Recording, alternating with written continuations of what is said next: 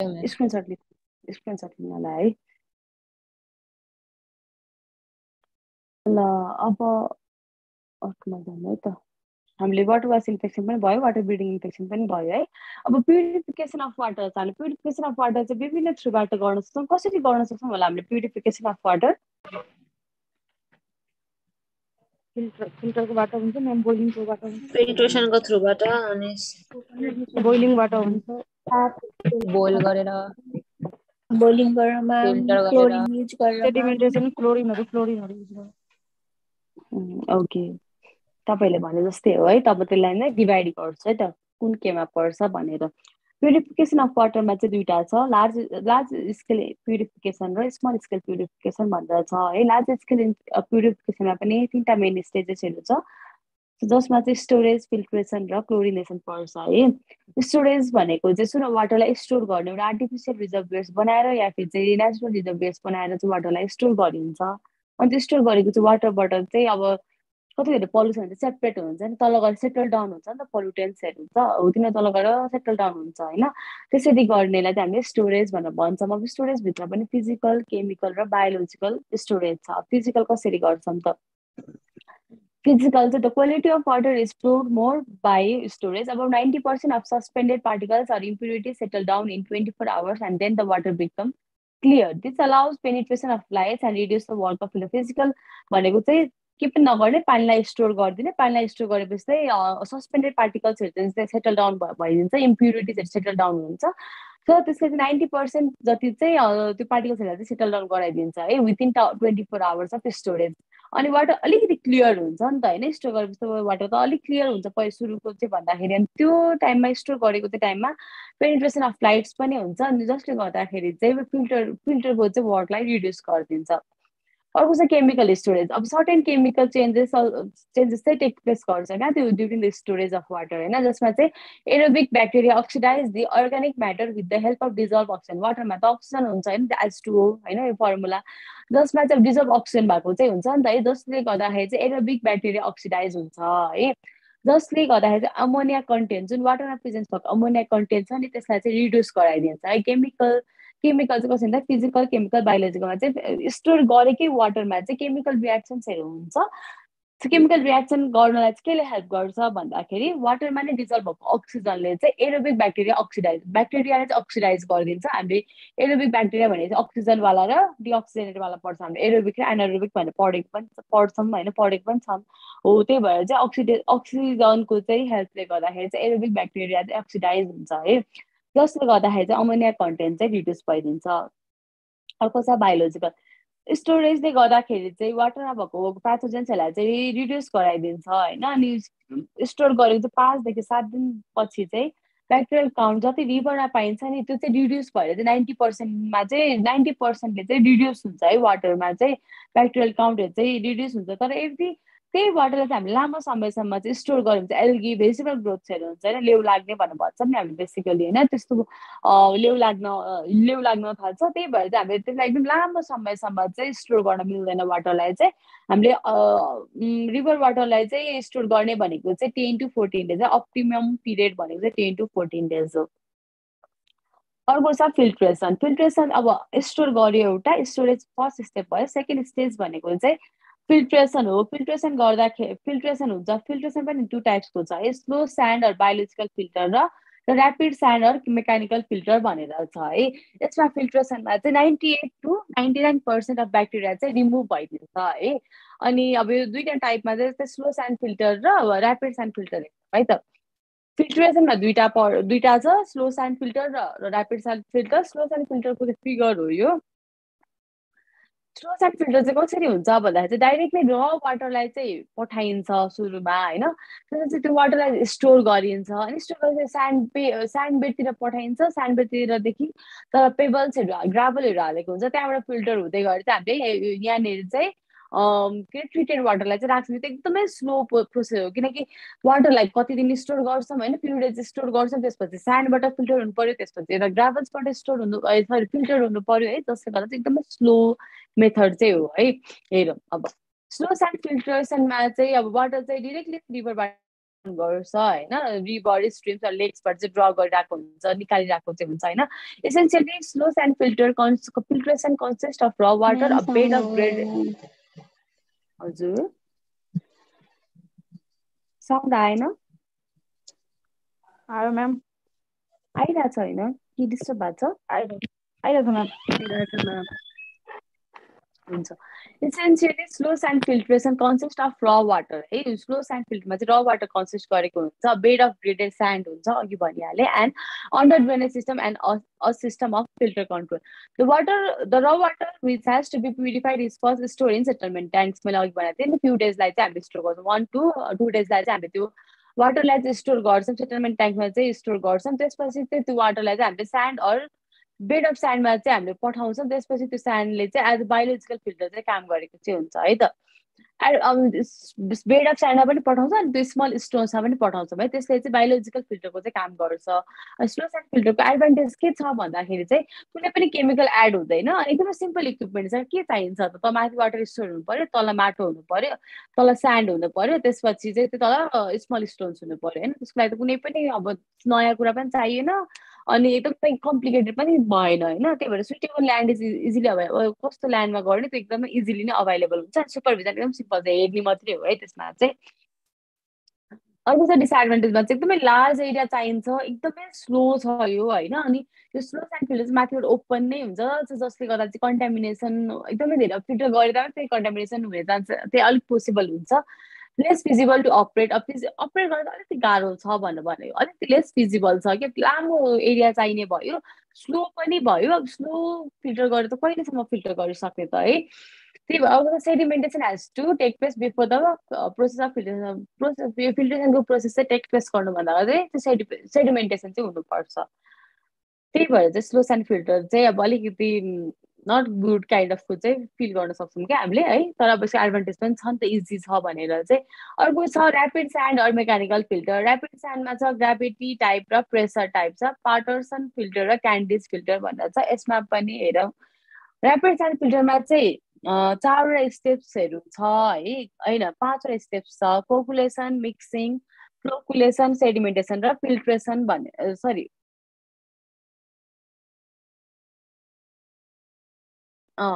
Filtration भनेर छ sedimentation भनेर छ होइन कस्तो मान्छे कन्फ्युज भयो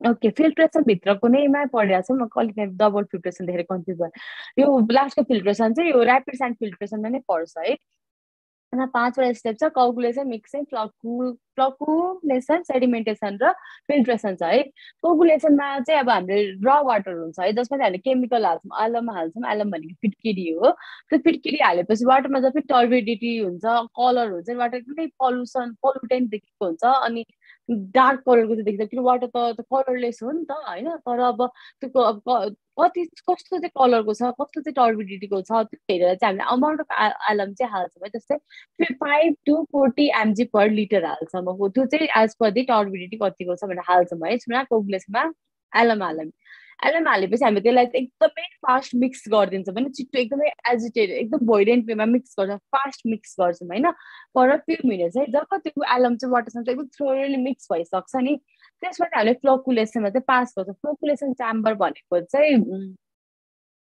कस्तो खालको च्याम्बर भनौँ त्यहाँ पनि वाटर मिक्स गर्छ त्यो चाहिँ फ्लोरमा नै हुन्छ होइन भुइँमा नै त्यो चाहिँ खनेर सिमेन्टेड बनाएको हुन्छ क्या खासमा अलिक ठुलो स्पेस हुन्छ त्यहाँनिर चाहिँ वाटरलाई एकदम स्लोली मिक्स गर्छ क्या पर 30 मिनटसम्म चाहिँ मिक्स गरेको चाहिँ हुन्छ होइन अनि this result in the formation of thick precipitation of aluminium hydroxide यसले चाहिँ एकदम thick precipitation of aluminium hydroxide चाहिँ फर्मेसनमा चाहिँ फर्मेट चाहिँ गर्छ होइन फर्मेसन चाहिँ गर्छ त्यसमा सेडिमेन्टेसन टेक्स प्लेस गर्छ जब त्यो वाटर चाहिँ 30 मिनटसम्म एकदमै स्लोली मिक्स हुन्छ होइन त्यसपछि चाहिँ त्यो वाटरमा चाहिँ हामीले सेडिमेन्टेसन हुन्छ the coagulation water is now led into sedimentation tank एउटा सेडिमेन्टेसन ट्याङ्कमा चाहिँ हामीले वाटर हाल्छौँ त्यसपछि चाहिँ त्यो 2 to 6 आवर्ससम्म चाहिँ राख्छौँ त्यसपछि त्यो चाहिँ अब त्यो अघि हामीले माथि भनेको छ भने फ्लोकुलेसनमा एल्युमिनियम हाइड्रोक्साइड चाहिँ जुन फ्लोकुलेसनको चाहिँ टाइममा फर्मेसन भएको छ कि त्यो चाहिँ सेटल डाउन हुन्छ है अरू इम्प्युरिटिज पनि र त्यो एल्युमिनियम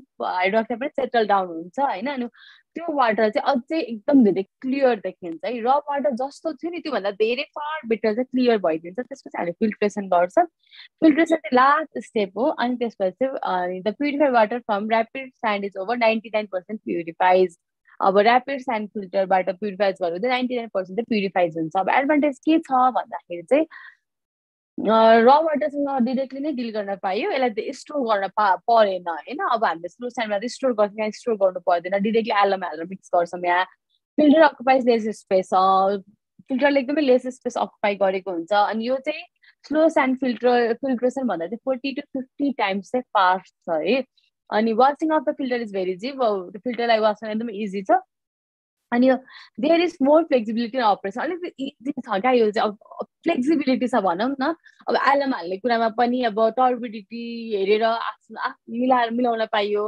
अब फास्ट मिक्सिङ गरेर स्लो मिक्सिङमा थोरै बेरसम्म राख्न पाइयो होइन एज पर कस्तो वाटरको चाहिँ कन्डिसन भनेर चाहिँ गर्न मिल्छ है यो हाम्रो सक्यो स्टोरेज सक्यो स्टोरेज पछि फिल्ट्रेसनमा हाम्रो स्लो स्यान्ड फिल्टर र ऱ्यापिड स्यान्ड फिल्टर भयो त्यसपछिको छ क्लोरिनेसन यो चाहिँ हाम्रो लार्ज स्केल फिल्ट्रेसनमा पर्छ है त क्लोरिनेसन भनेको चाहिँ अब it is one of the greatest advances in water purification होइन chlorine kills pathogenic bacteria but no effect on spores and certain viruses क्लोरिनले चाहिँ प्याथोजेनिक ब्याक्टेरियाहरूलाई किल गर्छ तर स्पोर्समा चाहिँ इफेक्ट गर्दैन भने सर्टेन भाइरसेसमा पनि इफेक्ट गर्दैन जस्तै पोलियो भाइरल हेपाटाइटिस है अनि एक्सेप्ट इन हाई डोज अब हाई डोजमा दिँदाखेरि चाहिँ गर्न सक्छ तर अब हाई डोज पनि दिँदाखेरि ह्युमनलाई अफेक्ट गर्न सक्छ नि त त्यही भएर पनि त्यो हाई डोजमा पनि अब हाम्रो क्लोरिन चाहिँ खासै हालिरहेको हुँदैन अनि apart from it germicidal effect अब ब्याक्टेरिया मार्ने त भइहाल्यो होइन प्याथोजेन्सहरूलाई किल गर्ने त भइहाल्यो त्योभन्दा बाहेक पनि क्लोरिनको चाहिँ अलिकति इम्पोर्टेन्ट प्रपर्टिजहरू चाहिँ वाटर ट्रिटमेन्टमा चाहिँ एडअप गरिदिन्छ है क्लोरिनले चाहिँ अनि इट अक्सिडाइज आइरन म्याङ्गानिज अनि हाइड्रोजन सल्फाइडलाई चाहिँ यसले चाहिँ अक्सिडाइज गराइदिन्छ अनि it destroy some taste and odour producing constituents अब त्यो अर्डर र टेस्ट प्रड्युस गर्ने चाहिँ कन्स्टिट्युएन्ट्सहरूलाई चाहिँ डिस्ट्रोय गरिदिन्छ अनि इट कन्ट्रोल यसले चाहिँ एल्गी अनि त्यो वाटरहरूको धेरै लामो समयसम्म यसो स्लिमी एकदमै चिप्लो जस्तो हुन्छ नि होइन तिनीहरूलाई पनि यसले चाहिँ कन्ट्रोल गर्छ है त्यस्तो चाहिँ एल्गीहरूलाई चाहिँ छिटो नै ग्रोथ हुन चाहिँ दिँदैन प्रिभेन्ट गर्छ भनेको है अब प्रिन्सिपल के छ त क्लोरिनेसन गर्नलाई के प्रिन्सिपल छ त वाटर चाहिँ एकदम क्लियर हुनु पर्यो टर्बिडिटी फ्री हुन पर्यो होइन अनि chlorine demand of water has to be estimated to prevent overdose है अघि भने जस्तो ओभरडोजमा चाहिँ किल गर्छ भाइरसेसलाई तर अब ओभरडोज नै त गर्न मिल्दैन होइन त्यही भएर चाहिँ हामीले चाहिँ वाटरलाई एस्टिमेट गर्ने वाटर कति छ भनेर हेर्ने अनि त्यही अनुसार चाहिँ क्लोरिन चाहिँ हाल्ने गर्नुपर्छ किन ओभरडोज भने ह्युमन बडीलाई एफेक्ट गर्छ contact period should be at least 30 minutes is essential to kill micro organisms अब 30 मिनटसम्म चाहिँ वाटर र क्लोरिन कन्ट्याक्ट हुनुपर्छ त्यसपछि बल्ल त्यो वाटरलाई चाहिँ हामीले ड्रिङ्क गर्न सक्छौँ सेफली अनि minimum recommended concentration of free chlorine चाहिँ कति छ भन्दा 0.5 mg पर आवर है अनि this should be in addition to chlorine demand यो चाहिँ अब क्लोरिन डिमान्डको चाहिँ एडिसनमा हुन्छ है त युजली यो 0.5 mg पर आवर चाहिँ बनाएको छ तर अब क्लोरिनेसन चाहिँ डिमान्ड कतिको चाहिँ हालेको छमा पनि कहिले चाहिँ डिपेन्ड गर्न सक्छ लार्ज स्केल प्युरिफिकेसन बुझ्नुभयो मलाई सधैँ भन्नु त लार्ज स्केल प्युरिफिकेसन हामीले के पढ्यौँ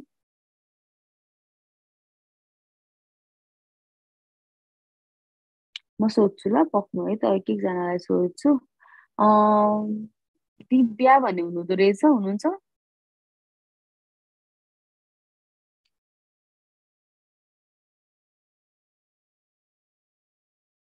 दिव्या भन्ने हुनुहुन्न अर्को ज्योति साई हुनुहुन्छ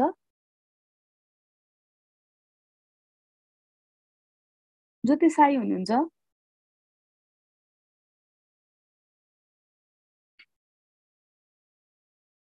हुनुहुन्न जसलाई सोध्नु हुनुहुन्न त सबिना कुइकेल हुनुहुन्छ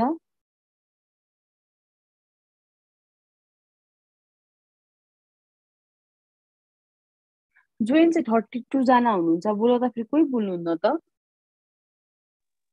म्याम प्रेजेन्ट हो कतिजना छोड्दै आउँदै गर्नुमा छ तर लार्ज स्केल प्युरिफिकेसन हामीले के पढ्यौँ भन्नु त सर मात्रै भन्नु र डिटेल जानु पर्दैन water use of this water, daily requirement of this water, and the water and this is the rain major sources of the water, and this is water-borne disease, and purification of the water, small and large scale of the water. मैले question सोधेको large scale प्युरिफिकेसनमा चाहिँ ma'am त्यसमा हामीले के पढ्छ? कोगुलेसनहरु जो फ्लोकुलेसनहरु हामी storage storage storage भयो अनि फेरि फिल्ट्रेसन भयो सेडिमेन्टेसन एकछिन समीक्षाजीलाई बोल्न दिनु त, समीक्षाजीले भन्नुहोस् त। स्टोरेज भयो स्टोरेजमा पनि हामीले फिजिकल केमिकल बायोलोजिकल भनेर पढ्यौँ अनि फिल्ट्रेसन पनि पढ्यो हो। फिल्ट्रेसनमा पनि हामीले स्लो स्यान्ड फिल्ट्रेसन भनेर पढेको थियौँ अनि अर्को ऱ्यापिड स्यान्ड भयो अनि त्यही क्लोरिनेसन अनि क्लोरिनेसन पढ्यौँ है त। ल थ्याङ्क यू। बुझ्नुभयो है लार्ज स्केल प्युरिफिकेसन तपाईँहरूले? यस म्याम। अब लार्ज स्केल स्मल स्केल प्युरिफिकेसनमा जाउँ है त। स्मल स्केल प्युरिफिकेसन भनेको चाहिँ घरमा डोमेस्टिक हाउस होल्डमा नै प्युरिफाइड गर्न मिल्ने हो है। अब अघि हामी लार्ज स्केल चाहिँ ठुल्ठुलो ठाउँमा जस्तै यो यस्तोवाला चाहिँ केमा गर्छ भने मिनरल वाटरहरू बनाउने ठाउँमा प्युरिफाइड गरिन्छ होइन। अघि मैले भनेको वाला डाइरेक्ट अब यो चाहिँ हाम्रो हाउस होल्डमा सप्लाई हुन्छ नि जुन वाटर चाहिँ त्यो त्यसमा पनि युज गरिन्छ होइन। अब स्मल स्केलमा चाहिँ हाम्रो बोइलिङ पर्छ अनि केमिकल डिसइन्फेक्सन पर्छ है, अनि फिल्ट्रेसन पर्छ, अनि यसमा अब बार्क फिल्टरहरू, च्याम्बर ल्यान्ड फिल्टर पर्छ, सोडिस मेथडहरू पर्छ है त। अब बोइलिङ भनेको चाहिँ बोइलिङलाई चाहिँ हामीले यसलाई चाहिँ एकदम इफेक्टिभ मान्छ होइन, एकदम सेफ पनि मान्छ है। किन भन्दाखेरि चाहिँ बोइलिङले चाहिँ सबै ब्याक्टेरियाज स्पोर्स सिस्ट र ओभाहरूलाई चाहिँ किल गरिदिन्छ। अनि हामीले बोइलिङ गर्दाखेरि चाहिँ रोलिङ बोइलमा चाहिँ 10 to 20 मिनटसम्म चाहिँ बोइल गर्नुपर्ने हुन्छ है। बोइलिङले चाहिँ टेम्पोररी हार्डनेस अफ वाटर हुन्छ अनि त्यसलाई चाहिँ रिमुभ गरिदिन्छ। अनि वाटरको टेस्ट चाहिँ थोरै अल्टर चाहिँ भइदिन्छ बोइल गर्दाखेरि। कतिजनालाई अब के अरे तताएको पानीको टेस्ट मन पर्दैन नि त होइन, टेस्ट फरक आउँछ भन्नुहुन्छ नि हो। तताएको पानीको चाहिँ टेस्ट र त्यो नर्मल वाटरको चाहिँ टेस्ट अलिक फरक पर्छ है। वाटर टेस्ट अल्टर गर्छ होइन, तर त्यसले कुनै पनि हार्म चाहिँ गर्दैन होइन। Water should be boiled preferably in same container in which it is to be store to avoid contamination during storage. हामीले चाहिँ जुन कन्टेनरमा चाहिँ स्टोर गर्नलाई लाइक सोचेको हुन्छ नि, हामीले चाहिँ सकभर त्यही कन्टेनरमा नै चाहिँ उमाल्नुपर्छ है पानीलाई चाहिँ, सो द्याट चाहिँ अब कन्टामिनेसनबाट चाहिँ अभोइड गर्न सकिन्छ। किनकि चेन्ज गर्ने ठाउँमा सिफ्ट गर्ने टाइममा चाहिँ फेरि कन्टामिनेट हुन सक्छ भनेर। अर्को छ केमिकल डिसइन्फेक्सनमा। डिसइन्फेक्सनमा ब्लिचिङ पाउडर, क्लोरिन सोल्युसन, पियुसको पनि कुराहरू आएको छ है, हेर्दै जाऊँ। ब्लिचिङ पाउडरमा चाहिँ ब्लिचिङ पाउडर क्लोरिनेटेड लाइम भनेर भन्छौँ हामीले यसलाई चाहिँ होइन। यो चाहिँ एकदम एमर्फस पाउडर हुन्छ, एउटा पाउडर फर्ममा आउँछ यो चाहिँ होइन। यसको चाहिँ एउटा पग्नेट स्मेल आउँछ क्या क्लोरिनको चाहिँ होइन। यसलाई चाहिँ हामीले अनस्टेबल कम्पाउन्ड भनेर पनि मान्छौँ।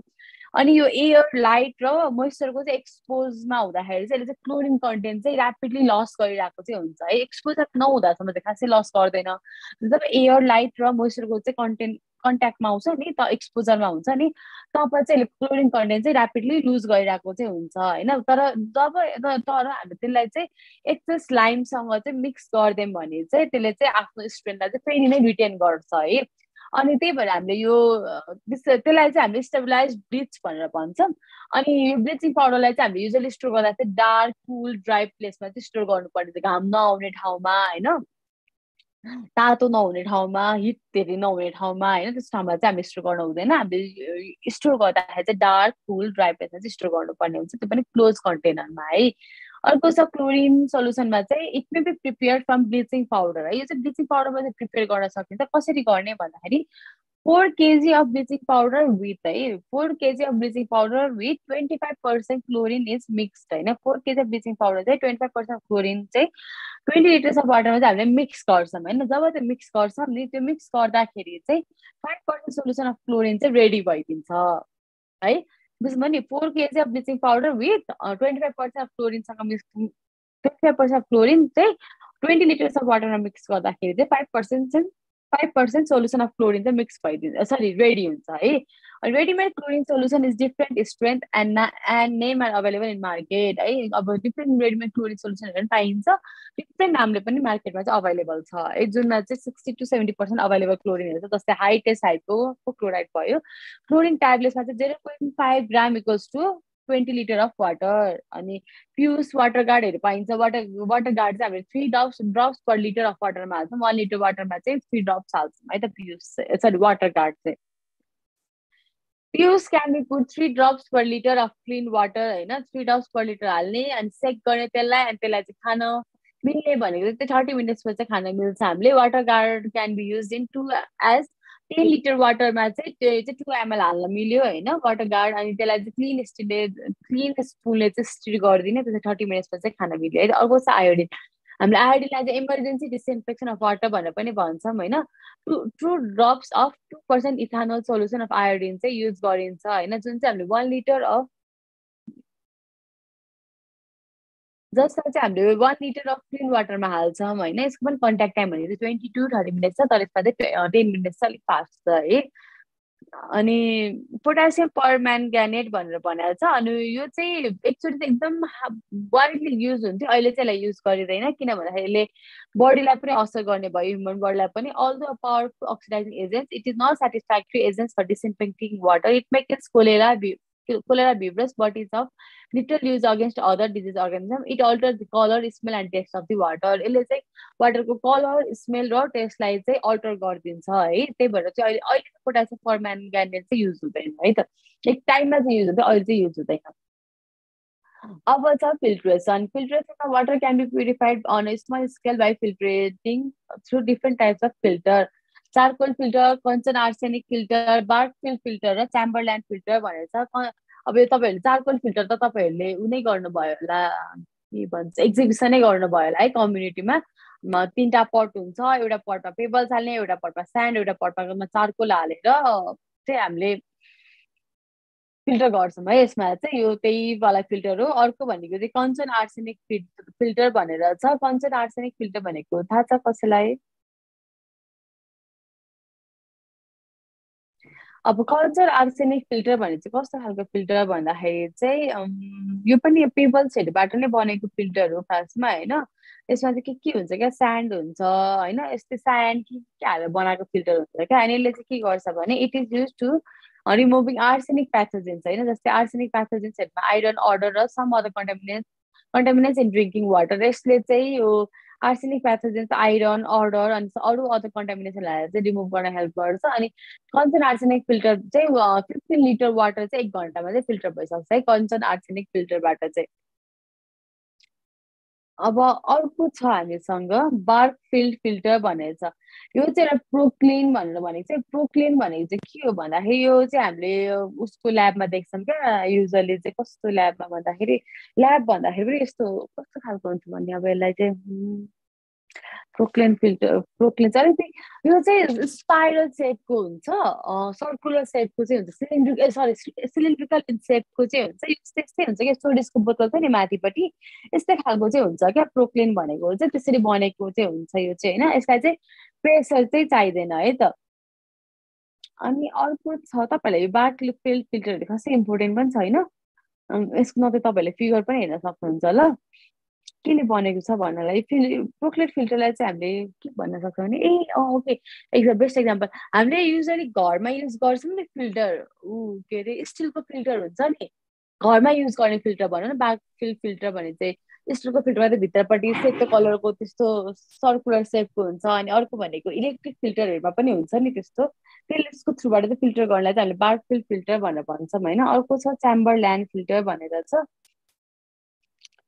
च्याम्बरल्यान्ड फिल्टर भनेको चाहिँ it has porous tube made up of unglaze porcelain it kills bacteria by mechanical action कुनै पनि मेकानिकल एक्सनले गर्दा चाहिँ वाटर फिल्टर हुन्छ यो चाहिँ ऊ जस्तो हुन्छ यो चाहिँ लाइक ओल्ड मेथड जस्तो हो अनि यो फिल्टर चाहिँ कसरी हुन्छ भन्दाखेरि चाहिँ धाराहरूमा चाहिँ हामीले एउटा लामो सिलिन्ड्रिकल सेटको चाहिँ अट्याच गरिदिएपछि चाहिँ त्यो च्याम्बरल्यान्ड फिल्टर चाहिँ लामो हुन्छ त्यसलाई चाहिँ हामी धारामा अट्याच गर्ने बुझ्दाखेरि त्यहाँबाट फिल्टर भएर आउँछ है त च्याम्बरल्यान्ड फिल्टर भनेको चाहिँ अर्को छ सोडिस मेथड भनेको अब सबैलाई थाहा छ बोतलमा पानी हाल्ने घाममा तताउने अनि खाने भनेको हो सोडिस मेथड भनेको होइन solar disinfection for water purification सुरु एउटा क्लिन वाटर बोतल हुन पर्यो क्लिन वाटर बोतलमा पानी हाल्ने पानी हालिसकेपछि वाटर त्यो बोतललाई क्याप गरिदिने त्यसपछि घाममा राख्ने है राम्रो घाम जो एकदम सनी डेज छ भने 6 आवर्ससम्म राख्ने होइन इफ सनी डेज छैन भने चाहिँ हामीले 2 डेजसम्म चाहिँ राख्नुपर्छ त्यसपछि त्यो वाटरलाई स्टोर गर्ने अनि त्यही बोतलबाट चाहिँ खाने या फिर चाहिँ क्लिन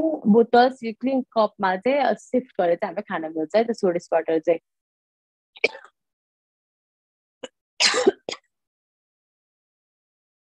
अर्को छ hardness of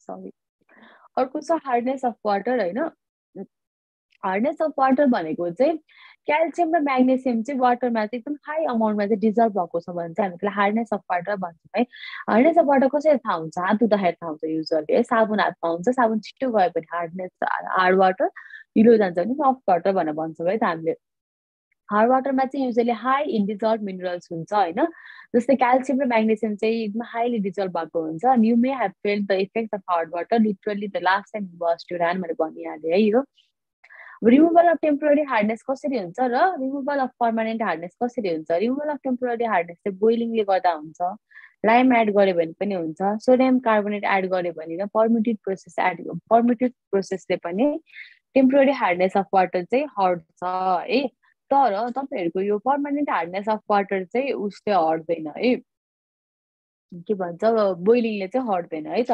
permanent hardness of water add गर्नलाई चाहिँ सोडियम कार्बोनेटलाई एड गर्न पनि मिल्यो बेस एक्सचेन्ज प्रोसेस होइन किनकि यो बेस भनेको क्याल्सियम र म्याग्नेसियम धेरै छ होइन अनि म्याग्नेसियम धेरै भएको कारणले गर्दाखेरि त्यसको बेस एक्सचेन्ज गर्न मिल्छ हामीले methods to soften the water is zero hardness है अनि अर्को छ बेस एक्सचेन्ज प्रोसेस माथि पनि भनिहालेँ अनि यो टेम्पोररी र पर्मानेन्ट दुइटै हार्डनेस अफ वाटर चाहिँ बेस एक्सचेन्ज मेथडले चाहिँ रिमुभ गर्छ है त बुझ्नुभयो तपाईँहरूले यहाँसम्म पढ्दाखेरि बुझ्नुभयो आजलाई अलिक धेरै पनि भयो होला है तर अब ल लामै थियो नि त टपिक पनि ल अब हामी नेक्स्ट ल अब हामी क्वेसनतिर जाऊँ है त which of the following is water borne disease meningitis typhoid hepatitis A malaria typhoid है okay normally how much water need okay normally how much water needs one person per day 10 to 20 liters 50 to 60 liters 150 to 200 liters 500 liters हजुर one को के hepatitis ए पनि हैन र water burn hepatitis ए पनि हो तर हामी टाइफाइडलाई नै राख्छौँ ल वाटर बर्नमा चाहिँ मेन ए यसरी आयो भने चाहिँ टाइफाइडलाई लिन पर्यो तपाईहरुको कस्तो हुन्छ भने कतिवटा ठाउँमा चाहिँ राइट अप्सन दुइटै हुन्छ हैन तीनटै पनि तपाईको चाहिँ राइट अप्सन हुन्छ तर तीनटामा पनि मेन चाहिँ कुन हो त लाइक बेस्ट आन्सर कुन हो भन्ने चाहिँ चुज गर्नु हजुर हामी सबसे लास्ट कन्फ्युजन चाहिँ एक्जाममा त आउँछ नि तपाईहरुको यस्तो ट्रिकी क्वेशनहरु कति धेरै हो यस्तोमा त हो रङ हुने यसो गर्दा स्टुडेन्ट फेल हुन्छ कि पास बेस्ट आन्सर थाल्नु पास हुन्छ लाइसेन्स एक्जाममा कस्तो गाह्रो भएको पढेर जानु कन्सेप्ट क्लियर गर तपाईहरुलाई त्यही भएर त क्वेशन प्र्याक्टिस गर्नु भनेको नि बुक हुनेहरुलाई त बुक हुनेहरुले त क्वेशन प्र्याक्टिस गर्दा हुन्छ मजाले क्वेशन प्र्याक्टिस गर्नु जति अनि गुगलतिर जानुहोस् कति धेरै क्वेशन्सहरु भेटिन्छ है अब हामीले पनि मैले पनि अब सायद एभ्री टिचरहरु सब्जेक्ट टिचरहरुले हरेक कन्टेन्ट पछि यसरी क्वेशन तपाईले ल्याउनु भएको होला है ल्याउन त तपाईहरुले क्वेशन पनि प्र्याक्टिस त गरिरहेछ म अलिअलि अब सबै धेरै क्वेशन प्र्याक्टिस गर्न अलिक पोसिबल हुँदैन त्यही पनि ट्राई त गरिरहेछौँ हामीले के यो मङ्सिरको चैतको क्वेशन कतै हेर्न मिल्दैन अस्तिको भएको क्वेशन चाहिँ उसमा थियो के अरे यो हाम्रो स्मार्ट एकाडेमीको ब्रोसर थियो क्या त्यसमा छ क्या क्युआर नै छ त्यसमा चाहिँ क्वेशन छ एकचोटि अफिससँग कन्ट्याक्ट गर्नु न ल ए हस् उहाँहरूले त्यसमा क्वेसन राख्नु भएको छ एकचोटि उहाँहरूसँग कन्ट्याक्ट गर्नु न है अफिस कन्ट्याक्ट अफिसमा भएको न क्वेसन कतै लाइक लास्ट टाइमको भेटिन्छ भने किन एउटा क्युआर छ त्यसमा चाहिँ त्यहाँबाट चाहिँ हजुरले लिन सक्नुहुन्छ अर्को सेकेन्ड क्वेसन हेरौँ है normally how much water needs one person per day 10 to 20 liters 50 to 60 liters 150 to 200 liters 500 liters 10 to 20 liters number 10 to 20 liters 150 to 200 ma'am litre में हो यो ma'am C number ma'am C को ma'am okay C number ma'am two answers C हो है 150 to 200 liters say water needs per person 1 day like ड्रिङ्कको कुरा आएको थियो भने पनि 10 to 20 लिटर्स हुँदैन होइन हामीले कति लिटर्स भनेर 2 लिटर्स भनेको छौँ क्यारेट ड्रिङ्कमा होइन यो चाहिँ पर पर्सनलाई एक दिनमा चाहिने वाटर भनेको 150 to 200 लिटर्स अर्को छ which water is best for drinking sedimented water boiled water river water chlorinated water Boiled water. Boil water चाहिँ बेस्ट हो किनभने सबै स्पोर्ट्स पनि किल गर्छ ओभा सिस्टहरू सबै किल गर्छ है अर्को छ the presence of magnesium and calcium carbonates in water makes it temporarily hard in this case the hardness in water can be remove by boiling water cooling water using chemical filtration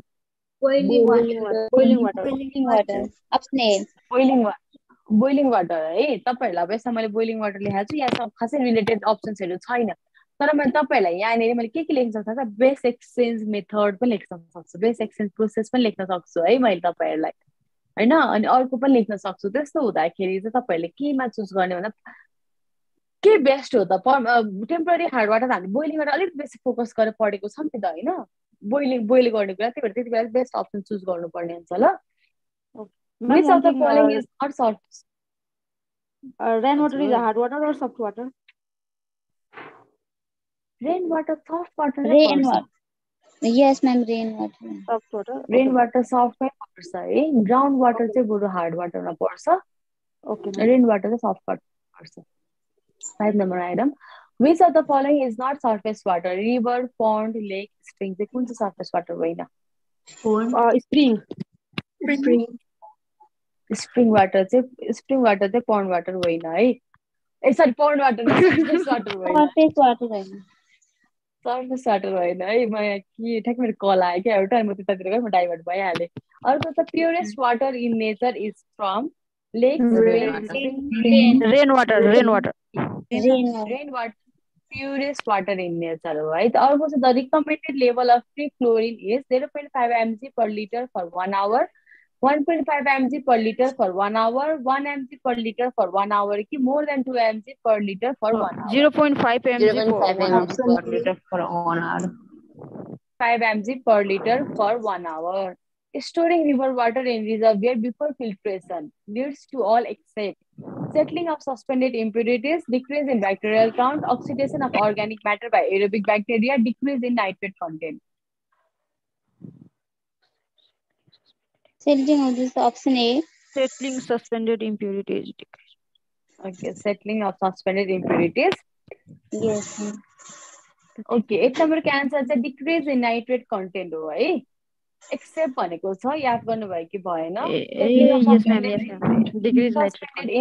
suspended impurities पनि हुन्छ decrease bacterial count पनि हुन्छ organic म्याटरको त्यो oxidation पनि हुन्छ मैले अघि भनेको थिएँ नि डिजल्भ वाटरको नै अक्सिजन युज भएर चाहिँ त्यहाँनिर एरोबिक हुन्छ भनेर भनेको थिएँ है त्यही भएर डिक्रिज इन नाइट्रेट कन्टेन्ट अब छ the thickness of sand bed in slow sand filter चाहिँ कति हो त 40 सेन्टिमिटर 10 सेन्टिमिटर 1 मिनट एकदम कन्ट भएछ हजुरलाई कसरी लास्ट टाइमको क्वेसनले हो यस म्याम 9 नम्बरको एन्सर है the thickness sand bed slow sand फिल्टरमा जुन मैले स्यान्ड बेड भनेर भनेको थिएँ नि त्यसको चाहिँ थिकनेस कति हुन्छ भन्दा 1 मिटरको चाहिँ थिकनेस हुन्छ ल हो मैले तपाईँहरूलाई सुन्नु ल मैले सबै कुराहरू पढाइरहेको छु होइन अलमोस्ट म तपाईँलाई सबै नै पढाएको छु आई ट्राई माई बेस्ट सबै नै इन्क्लुड गराउनलाई यहाँनिर हजुरलाई चाहिने सबै नै कति कुराहरू छुटिरहेको हुन्छ यस्तो कुराहरू सुधार तपाईँले बुकबाट क्वेसन्सहरू प्र्याक्टिस गर्नु होइन कति अलिक आउट अफ सिलेबस पनि क्वेसन्सहरू हुन्छ क्या जब तपाईँहरूले त्यस्तो पनि क्वेसनहरू सल्भ गर्दै जानुहुन्छ अलिक बेसी नलेज गेन हुन्छ नि त कति कुराहरू सिलेबसमा छैन एनएनसीको त्यो सिलेबसमा नभएपछि चाहिँ अब मैले इन्क्लुड गरेर म सिलेबस अनुसार पढाइरहेको छु होइन ठ्याक्कै त्यही अनुसार नै छ मेरो अनि त्यही भएर आउट अफ सिलेबस कहिले यहाँ क्वेसन्स आउँदाखेरि पनि आफूलाई पनि इजी हुन्छ नि त है अब मैले होल बुक पढाउनु मैले भ्याउँदैन मैले अस्ति नै भनेको छु त्यही भएर चाहिँ तपाईँहरूले चाहिँ पढ्नु क्वेसन्सहरू सल्भ गर्न थाल्नु मैले अस्ति तपाईँहरूलाई 40वटा क्वेसन सल्भ गराएको थिएँ मैले तपाईँलाई अहिले नै त्यही सेम 40वटा क्वेसन सल्भ गरायो भने पनि तपाईँलाई याद हुँदैन क्या तपाईँको एन्सर कति नै रङ भन्नुहुन्छ अब मैले वाटरको पनि मैले लास्ट टाइम पनि गराएको हो नि त खासमा पुरानो स्टुडेन्ट त हुनुहुन्छ अहिले पनि उहाँहरूबाट पनि रङ भइरहेको छ नि त होइन अब अरू क्वेसनहरू पनि रङ हुन्छ त्यही भएर चाहिँ एकदमै मजाले पढ्नु क्वेसनहरू एकदम धेरै सल्भ गर्नु है एकचोटि के क्वेसन नम्बर 5 को भन्दिनु न सर्फेस वाटर कुन होइन भनेर भनेको चाहिँ स्प्रिङ वाटर चाहिँ सर्फेस वाटर होइन ए होइन होइन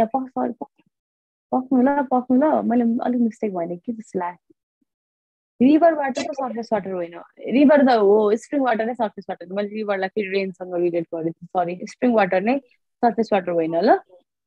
Yes, ल आजलाई क्लास सक्यो। ma'am. तपाईँहरू क्लास मलाई अलिक छिटै सघाउनु भन्नुभएको थियो। अब कतिवटा बाँकी रह्यो त? त्यसो भए एउटा, दुईटा, तिनटा, चार, पाँच, छ, सात, आठवटा, 9, 10, 11, 12, अझै 13वटा जति बाँकी छ तपाईँलाई रिभाइज गर्नलाई। ओके, अब अलिक सानो सानो टपिकहरू पनि धेरै नै छ। Okay. ल अब नेक्स्ट क्लासमा भेटौँ। Thank you class. Bye, ma'am. By by सबैजनालाई।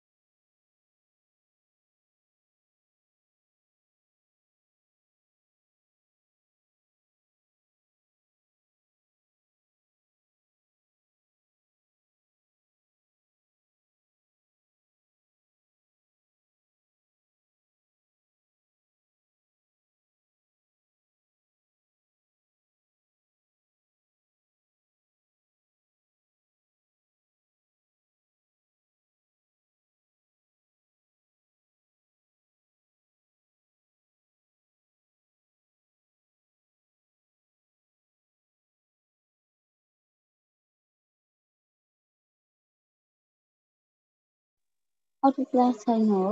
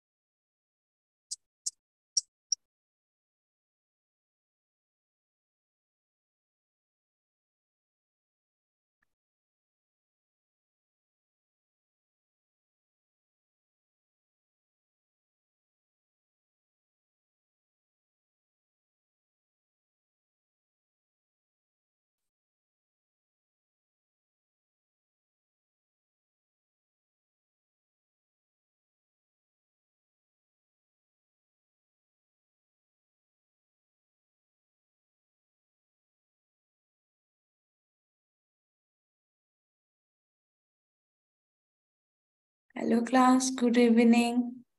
Good evening, ma'am. Good evening, ma'am. यो भन्दा प्रिभियस क्लासमा कति बजे छोडिदिनु भयो म्यामले? भर्खर हो? Yes, ma'am.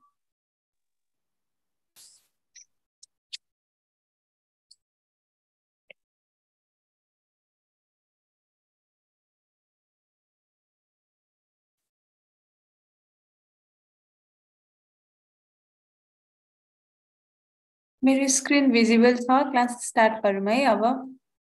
Yes, ma'am. आज चाहिँ हामी आज पनि फ्यु टर्मिनोलोजिजहरु जुन चाहिँ रिपिटेडली आइरहेको छ त्यो टर्मिनोलोजिजहरुको डेफिनेसनहरुबाट पढ्न परेन म जहिले हुँ गरेर हुन्छ यत्रो खाएर आएर त्यस्तो एल्सा सरी म्याम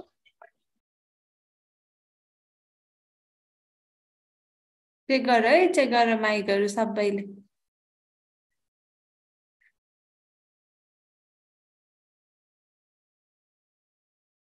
सुरुमा के रहेछ? Assignment. एकजनाले रिड आउट गर त असाइनमेन्ट।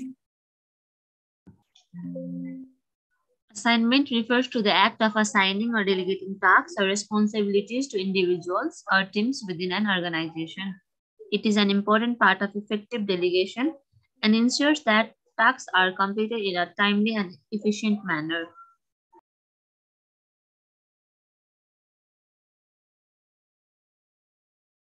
So assignment भनेको चाहिँ refers to the act of assigning or delegating tasks or responsibilities to individuals or team within an organization. एउटा अर्गनाइजेसन भित्रमा चाहिँ के हुन्छ यसमा चाहिँ कुनै पनि कामहरु अथवा कामहरु रेस्पोन्सिबिलिटीजहरु चाहिँ असाइन गरिन्छ, यो काम तिमीले गर, यो काम तिमीले गर भनेर असाइन र डेलिगेट गरिन्छ within an organization भने त्यो चाहिँ असाइनमेन्ट भयो। It is an important part of effective delegation and ensures that tasks are completed in a timely and efficient manner. So यो चाहिँ डेलिगेसन इफेक्टिभ डेलिगेसनको इम्पोर्टेन्ट पार्ट भयो र टास्कहरु चाहिँ कम्प्लिटेड भइरहेको छ, सबै दिएको टास्कहरु असाइन गरेको टास्कहरु चाहिँ टाइममा कम्प्लिट भइरहेको छ, साथसाथै टास्क चाहिँ एकदम इफिसिएन्ट म्यानरमा चाहिँ कम्प्लिट गरिराखेको छन् है। यो चाहिँ त्यो हुनको लागि इम्पोर्टेन्ट पार्ट भनेको असाइनमेन्ट हो। कस्तो असाइनमेन्ट दिइन्छ, कसरी दिइन्छ, अब एक्सपेक्टेशन्सहरु एक्सप्लेन गरिन्छ कि गरिदैन भनेर। सो असाइनमेन्टको टाइप्सहरु चाहिँ के थियो थाहा छ? असाइनमेन्टको टाइप्सहरु traditional and advanced, traditional and advanced भनेर थियो। ट्रेडिशनल भित्र चाहिँ फंक्शनल मेथड, टीम मेथड, अरु के थियो?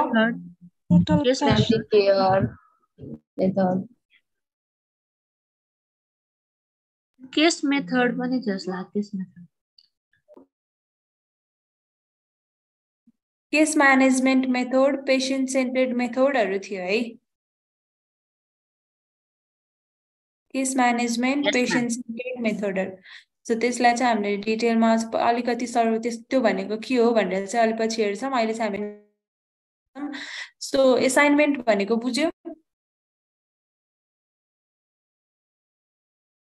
टास्कहरु र रेस्पोन्सिबिलिटीजहरु इन्डिभिजुअल्सलाई अर टिम्सलाई विदिन एन अर्गनाइजेसन दिइन्छ भने त्यो भनेको असाइनमेन्ट हो। ठीक छ? Yes, ma'am. सो अर्को के छ? सरी देखिया छैन होला। देखियो?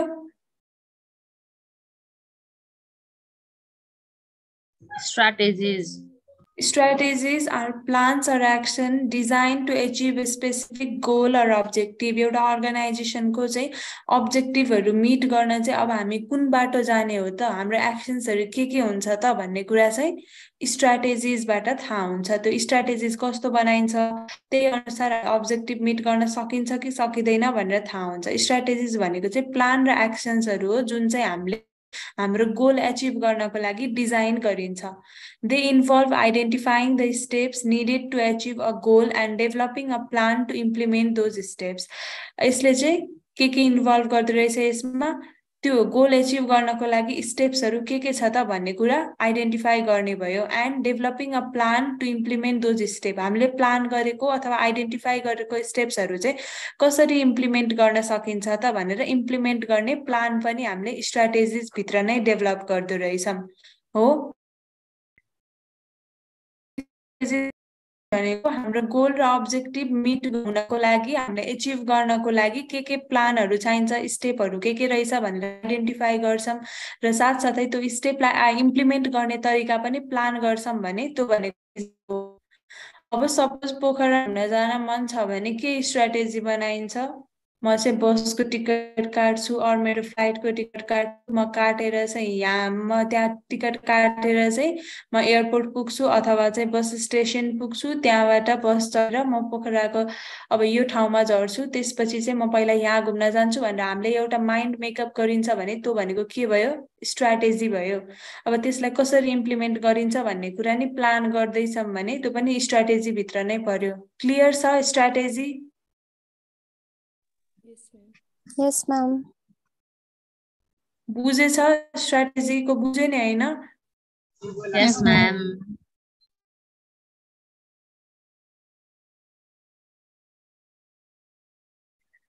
सो अर्को छ यो प्रोसिड्युर है।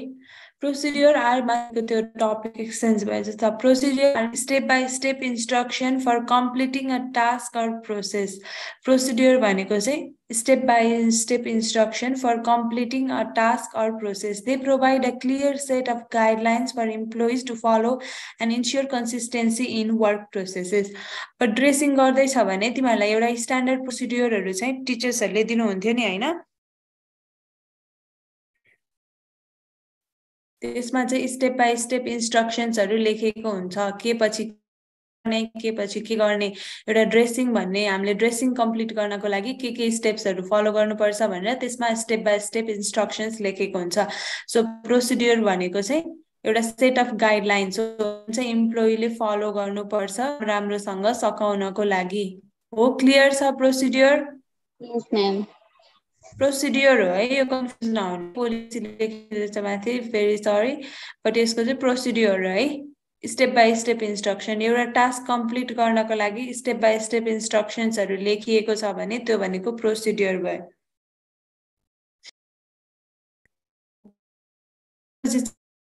Efficiency refers to the achieve maximum productivity with minimum waste or effort. Efficiency भनेको चाहिँ एउटा एबिलिटी हो जसमा चाहिँ हामीले म्याक्सिमम प्रोडक्टिभिटी एचिभ गर्छौँ, थोरै वेस्ट गरेर, थोरै रिसोर्सेसहरू युज गरेर और एकदमै थोरै इफोर्ट लगाएर हामीले म्याक्सिमम प्रोडक्टिभिटी एचिभ गर्छौँ भने त्यो एबिलिटीलाई के भन्दो रहेछ? के भन्छ? इफिसियन्सी। Efficiency. यो लाग्छ क्या आज सबैलाई हो? No, ma'am. So it is a measure of how well resources are used to achieve a desired outcome.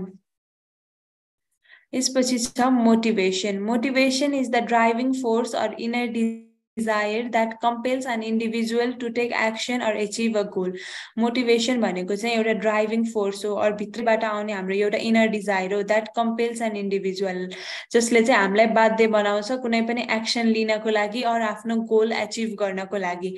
It can be influenced by various factors such as personal values, social norms, rewards and recognition. So motivation भनेको के रहेछ? एउटा driving force रहेछ और हाम्रो भित्रबाट आउने एउटा इनर डिजायर रहेछ जसले चाहिँ हामीलाई केही एक्सन लिनको लागि अथवा गोल एचिभ गर्नको लागि केही एक्सन लिनुपर्छ भनेर हामीलाई एकदमै कम्पेल गर्छ हो। क्लियर छ motivation? Yes, ma'am. Yes, ma'am. So यसपछि छ organogram, and organogram is a visual representation of the organizational structure of a company or institution. Organogram भनेको सबैलाई थाहा छ नि हैन? organogram को फर्मेटहरु थाहा छ नि हैन? Yes, ma'am. Yes, ma'am. So organogram is a visual representation of the organized structure. यो भनेको चाहिँ एउटा अर्गनाइजेसन स्ट्रक्चर, एउटा कम्पनीको or इन्स्टिट्युसनको अर्गनाइजेसनल स्ट्रक्चरको visual representation हो, showing the roles and relationship of different position. अब त्यो अर्गनाइजेसनमा भएको डिफरेन्ट पोजिसनको मान्छेहरूको रोल र रिलेसनशिप देखाउँछ अनि डिफरेन्ट पोजिसन्स और डिपार्टमेन्ट्स विदिन द अर्गनाइजेसन. ठिक छ, अर्गनाइजेसन भित्रको डिफरेन्ट पोजिसन्सहरुको रोल्स र रिलेसनशिप साथै डिफरेन्ट डिपार्टमेन्टहरुको रोलशिप चाहिँ को भिजुअल भनेको बुझ्यो? Yes, ma'am. सो त्यसपछि छ अथोरिटी. अथोरिटी भनेको चाहिँ एउटा लेजिटिमेट पावर हो, legal right to command action. एउटा अथोरिटी भएको मान्छेलाई चाहिँ लिगल्ली राइट हुन्छ आफ्नो चाहिँ सबअर्डिनेट्सहरूलाई कुनै पनि काम गराएर उनीहरूको अबिडियन्स पाउने खालको उनीहरूसँग त्यो लेभलको पावर हुने भयो. यो चाहिँ लेजिटिमेट पावर हो. सो लेजिटिमेट पावर भनेर चाहिँ क्वेसन आउने गर्छ है, कन्फ्युज नहुने है. लेजिटिमेट पावर भन्दा बित्तिकै के सम्झिनु पर्यो? अथोरिटी. सो यसपछि छ power. Power generally refers to the ability or capacity to influence or control people, events or resources. Power भनेको चाहिँ एउटा एबिलिटी र और क्यापासिटी भनेर बुझ्न सकियो जसले चाहिँ हामीले चाहिँ अरूलाई इन्फ्लुएन्स गर्न सक्छौं और कन्ट्रोल गर्न सक्छौं पिपललाई, इभेन्ट.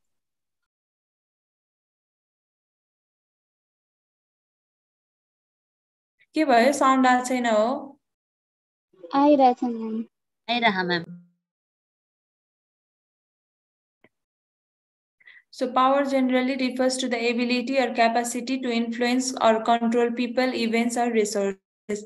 So authority चाहिँ एउटा फर्मल पोजिसनले गर्दाखेरि आउने भयो भने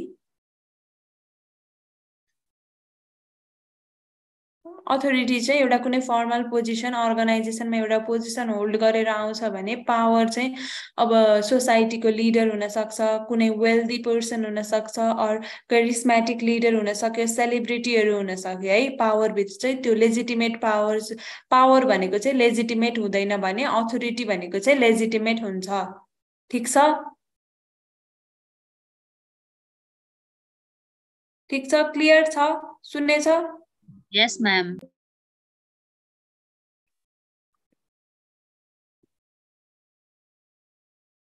सो असाइनमेन्ट चाहिँ एउटा अथोरिटीमा भएको मान्छेले चाहिँ दिन मिल्छ है. ठीक छ? Yes, ma'am.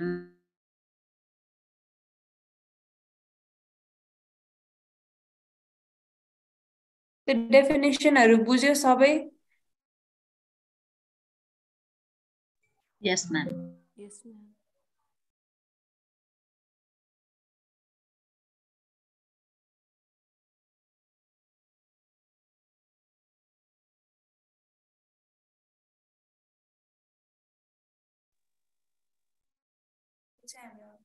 है त. रेगुलेटरी मेकानिजम्सहरु. रेगुलेटरी मेकानिजम्सहरु चाहिँ नर्सिङमा चाहिँ के छ? स्लाइड आ छैन.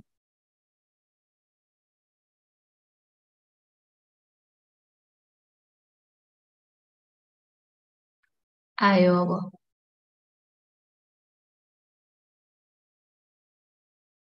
खै त.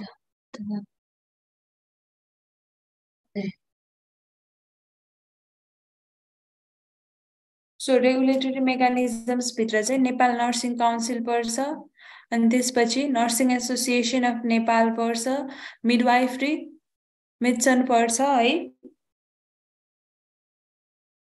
मिडवाइफरी सोसाइटी अफ नेपाल अनि इन्टरनेशनल काउन्सिल अफ नर्सेस अनि त्यसपछि चाहिँ International Council of Midwives ICM पर्छ है. यो भित्रबाट हामीलाई याद हुन पर्ने चाहिँ नेपाल नर्सिङ काउन्सिलको डेट अफ इस्टाब्लिसमेन्ट कहिले रहेछ?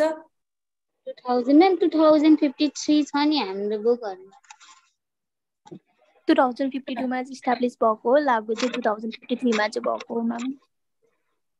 2052 अब अप्सन अनुसार हुन्छ है. अप्सनमा कहिले काहीँ 2052 पनि दिएको हुन्छ, 2053 पनि दिएको हुन्छ है. Yes, त्यही ma'am. आउनु म्याम कहिलेकाहीँ 2052 त्यो भनेको खास गरी 53 नदिने खालको हुन्छ तर अब 2052 पनि राइट आन्सर हो 53 पनि राइट आन्सर हो आफूले सोचेर लगाउनु पर्ने अब उनीहरूले चाहिँ त्यसलाई केही गर्दैन है 2052 पनि बुक्सहरुमा हुन्छ त्यहाँ पनि हुन्छ भने सो वेबसाइटमा पनि हेरौँ है त रुक ल हामीले पढेको चाहिँ सधैँ 2052 बीएस नै पढ्यो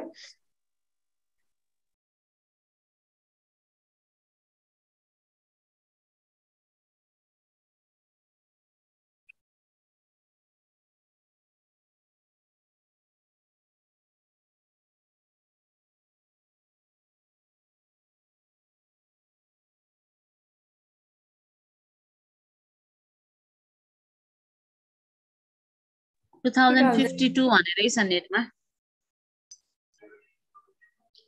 So, Nepal Nursing Council was established under Nepal Nursing Council Act 2052, 1996. Ma'am यो 2053 हुन्छ यदि उलाई हामी कन्भर्ट गर्यो भने हैन came into force चाहिँ 2053 302 हो के अघि कसले हो नि भन्थ्यो नि हैन हो 2052 छ तर नर्मल्ली मैले क्वेशन देखेको चाहिँ 1996 वाला इंग्लिश डेट नै आइराखेको हुन्छ इंग्लिश डेट आयो भने we can say 1996 but established भएको चाहिँ 2052 मा र फोर्समा आएको चाहिँ फोर्समा भनेको चाहिँ उसले एक्सन गर्न थालेको अथवा काम गर्न थालेको चाहिँ 2053 302 असार 2 गते 53 302 है Yes, ma'am.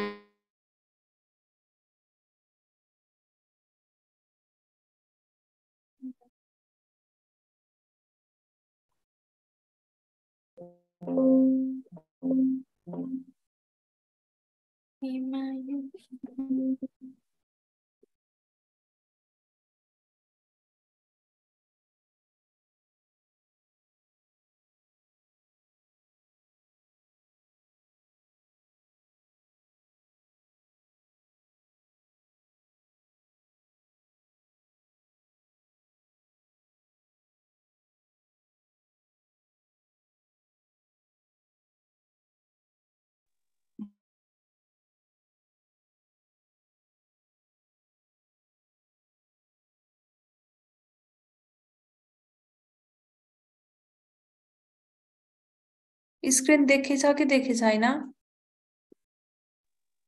No ma'am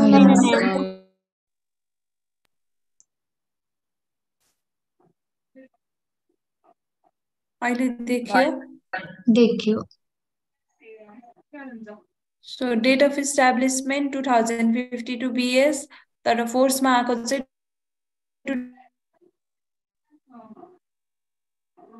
2053 0302 nursing screen देखे छैन देखिया छ म्याम म कोही बुझिन कसरी एकचोटी फेरि क्लियर गरेर भनिदिनु नेपाल नर्सिङ काउन्सिलको date of establishment 2052 BS 1996 AD okay ma'am अनि फोर्समा आएको और उसले एक्सन गर्न थालेको काम गर्न थालेको चाहिँ 2053 BS असार 2 गते ओके म्याम म्याम यहाँ साइडमा लेखिदिनु नि एडी मा एड गरिदिनु न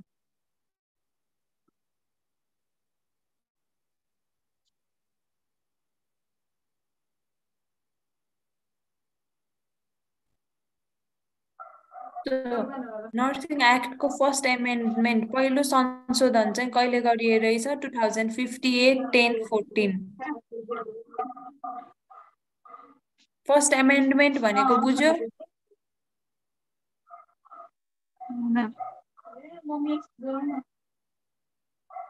कसको हो म्युट गर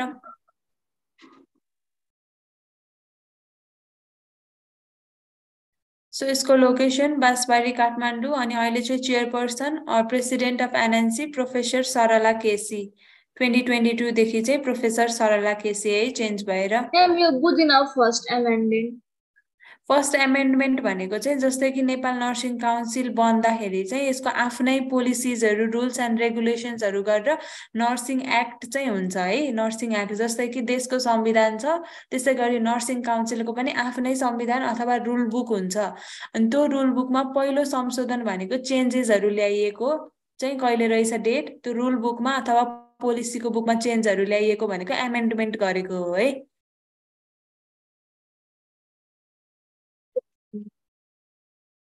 अब जान्छ मेरो कि काट्दै रहेछ?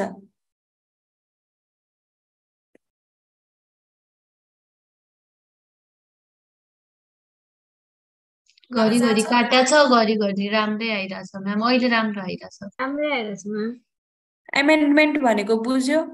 Nepal ma'am. Nursing act Nepal nursing एक्टको जुन छ एक्ट भनेको रुल बुक है। नर्सिङ काउन्सिल चाहिँ अब आफ्नै रुल्स एन्ड पोलिसिजहरु छ।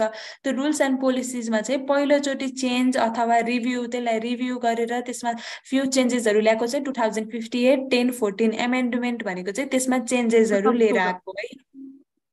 संशोधन गर्नु भयो। हजुर संशोधन गरेको है। ओके सो चेयरपर्सन पनि याद राख्नुपर्छ है। आउन सक्छ क्वेशन करेन्ट चेयरपर्सन। म्याम ठीक छ? हजुर चेयरपर्सन कति कति टाइममा चेन्ज हुने भन्ने हुन्छ? 4 इयर्स हुन्छ मेम्बर्सहरुको टेन्योर। हस् थ्यांक यू म्याम। हस्। सो अब अर्को छ nursing association of Nepal. So Nursing Association of Nepal was established in 1962 AD and BS चाहिँ 2018 BS March 15 became a member of the International Council of Nurses ICN in Geneva in 1969. यो चाहिँ कहिले member भएको ICN को भन्ने कुरा पनि याद हुनुपर्छ है। इंटरनेशनल काउन्सिल अफ नर्सेस को मेम्बर चाहिँ कहिले भयो नेपाल भन्ने कुरा। So initially it was registered as Trained Nurses Association of Nepal, later changed to Nursing Association of Nepal on 2047 BS. So TNAN बाट नाम चाहिँ कहिले भएको रहेछ? 1047 BS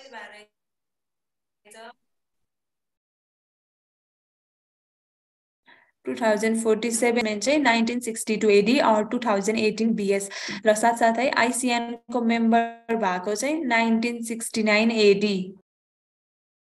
ठीक छ? President professor Mankumari Rai. Clear छ nursing association Nepal? Yes ma'am.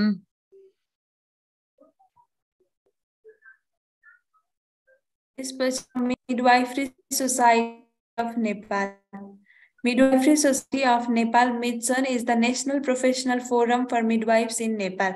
नेपालको सबै midwives को लागि चाहिँ यो चाहिँ एउटा नेशनल प्रोफेशनल फोरम हो अथवा एउटा चाहिँ अर्गनाइजेसन हो midwivesहरुको लागि।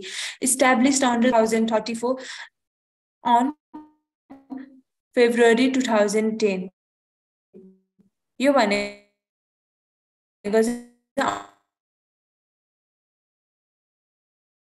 अगाडिको डेट जुन छ 2010। सो सोसाइटी रजिस्ट्रेसन एक्टमा इस्टाब्लिश भएको छ February 2010 and registered under social welfare act 1993 2049 on March 2010। So यो चाहिँ दुईटै डेट याद हुनु पर्यो है। सोसाइटी रजिस्ट्रेसन एक्ट अनुसार इस्टाब्लिश भएको 2010 फेब्रुअरी र सोशल वेलफेयर एक्ट 1993 मा चाहिँ March 2010। सुनेछ? Yes ma'am. So founder president of Midwifery Society of Nepal, founder president भनेको थाहा छ है सबैलाई?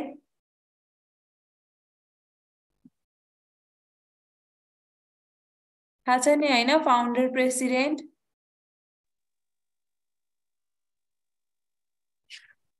थाहा छ कि छैन?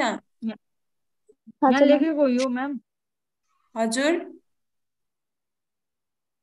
स्लाइडमा हेर्नु भएको प्रेसिडेन्ट भनेको प्रोफेसर किरण अन गर्ने हैन फाउन्ड गर्ने। सुरुमा पहिलो म्याम चाहिँ फाउन्ड गर्दाखेरि सुरुमा इस्टाब्लिश गर्दाखेरि गरेको हजुर पहिलो है फाउन्डर पहिलो भनेको जसले सुरुमा स्टार्ट गर्यो त्यसलाई भन्छ नि त फाउन्डर हो। फाउन्ड गर्ने मान्छे सुरुमा बनाउनु। करेन्ट प्रेसिडेन्ट चाहिँ प्रोफेसर गोमादेवी निरौला। ठिक छ Yes, ma'am. नर्सिङ एसोसिएसन नेपालको चाहिँ को थियो president professor Mankumari Rai Manakumari Rai. Manakumari so Rai. Nepal nursing काउन्सिलको चाहिँ professor professor Sarala Sarala KC KC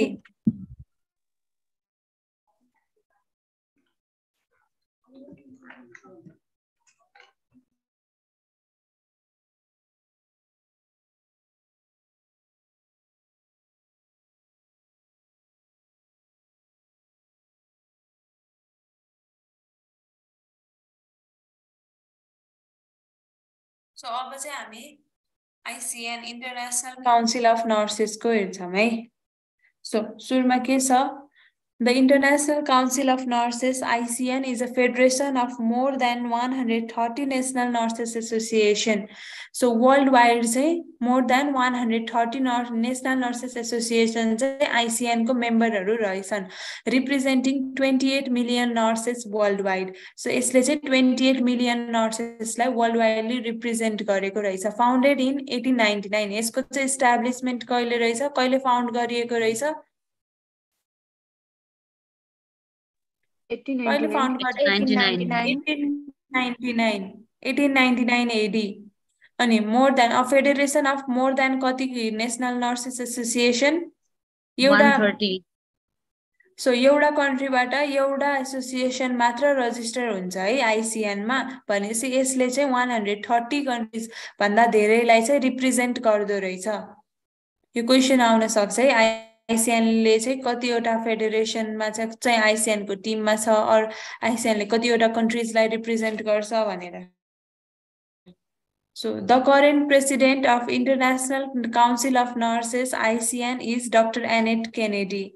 Dr. Kennedy was elected as the president of ICN in May 2017 and was re-elected for a second term in June 2021. She is a registered general nurse and holds a PhD in nursing from the University of Dublin, Ireland. So current president ko रहेछ Dr. Annette Kennedy. ठीक छ 1899 AD मा चाहिँ स्ट्याब्लिश भएको कतिवटा countries और कतिवटा national nurses एसोसिएसनलाई represent गर्दो रहेछ 130.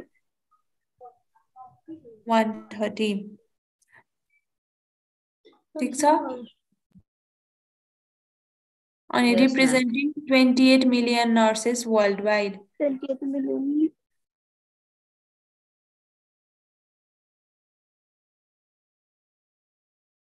सो अब यसपछि चाहिँ हामी International Confederation of Midwives आइसिएन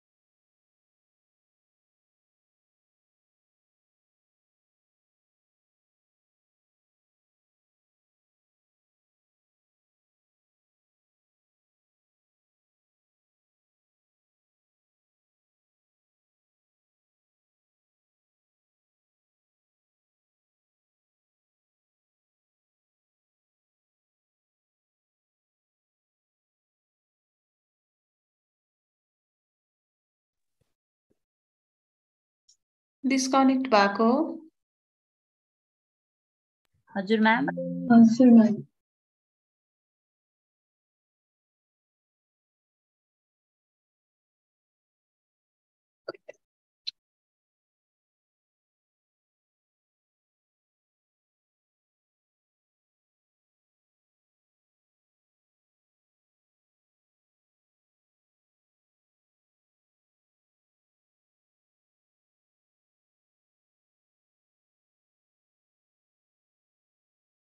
international Confederation of Midwives चाहिँ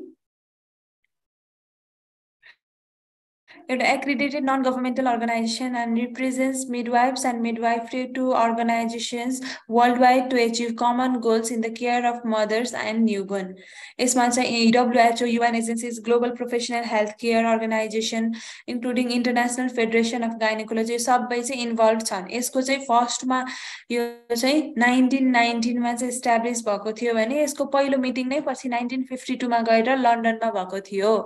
1919 मा एस्टाब्लिश भयो भने यसको फर्स्ट मिटिङ चाहिँ 1952 AD मा लन्डनमा भएको थियो जसमा चाहिँ 50 वटा कन्ट्रीजहरु पार्ट गरेको थिए। ठीक छ 1919 मा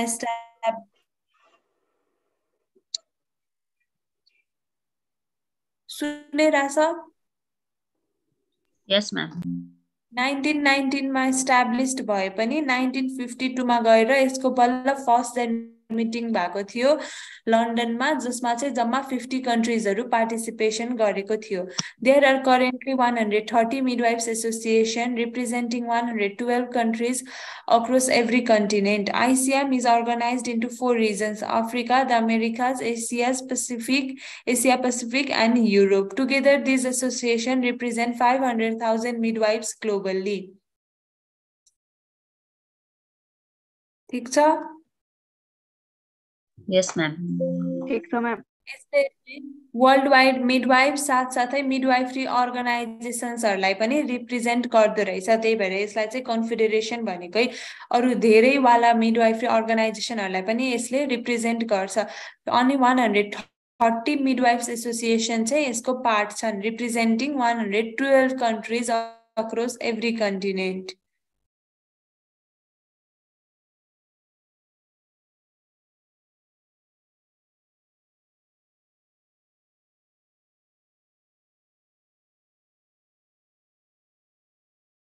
ठीक छ यो yes ma'am in service education भनेर पढेछ कि पढे छैन सबैले पढेछ नि हैन yes ma'am ma'am International Council of nursing को फाउन्डर चाहिँ को हो सरी इन्टर आईसीएन को यस म्याम हेर्नै पर्छ रुकै एनेट केनेडी अहिले प्रेसिडेन्ट चाहिँ उहाँ हो अहिले करेन्ट हैन र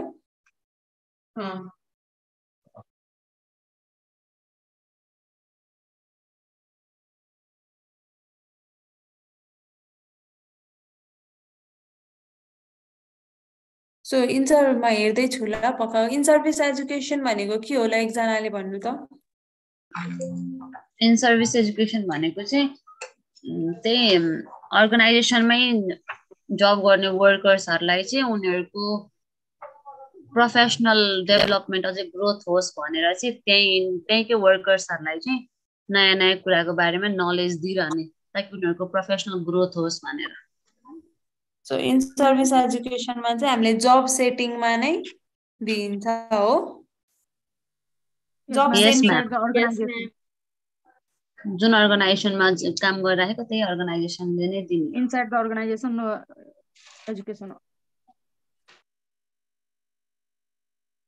सो इन्टरनेशनल काउन्सिल अफ नर्सेसको फाउन्डरमा चाहिँ 3 जना हुनुहुन्छ एग्नेस काल अनि लेभिनिया डग र एथेल गोर्डन फेनविक भनेर छ है म्याम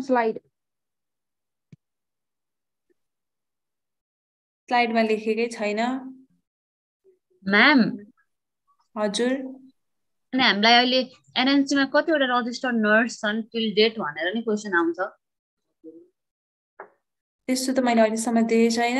एनएनसी को चाहिँ मोस्टली इस्टाब्लिश स्टेटहरू चाहिँ आइरा हुन्छ र साथसाथै प्रेसिडेन्ट आइरहेको हुन्छ। त्यो समीक्षा पब्लिकेसन बुकमा चाहिँ लेखेको रहेछ कि अनि त्यही भएर। अब तर करेन्टली एनएनसी को वेबसाइटमा हामी चेक गर्न सकिन्छ कतिजना चाहिँ उस छ भनेर चाहिँ।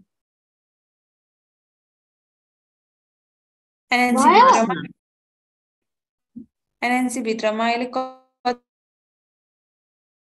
कतिजना चाहिँ हुनुहुन्छ भनेर चेक गर्न चाहिँ सकियो है। अब चाहिँ हामी इन सर्भिस एजुकेसनको थोरै हेर्छौँ।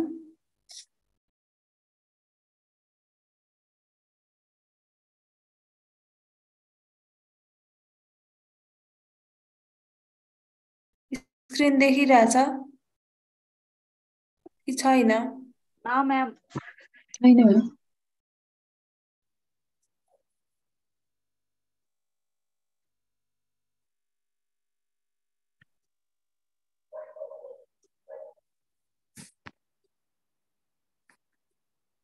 देखेछ? देखिरहेको छु मैम।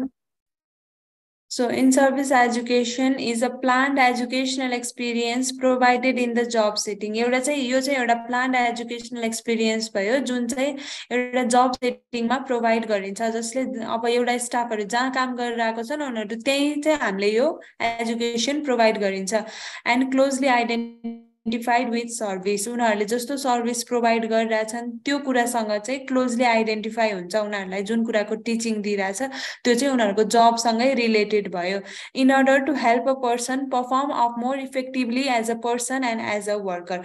त्यो मान्छेले चाहिँ जसले चाहिँ सर्भिस एजुकेसन लिएको छ उसलाई चाहिँ के हेल्प हुने भयो उसले अझ मोर इफेक्टिभली काम गर्न सक्यो एज अ पर्सन पनि एज अ वर्कर पनि। अघि कसले भन्नुभएको थियो रे एकदम राइट थियो है।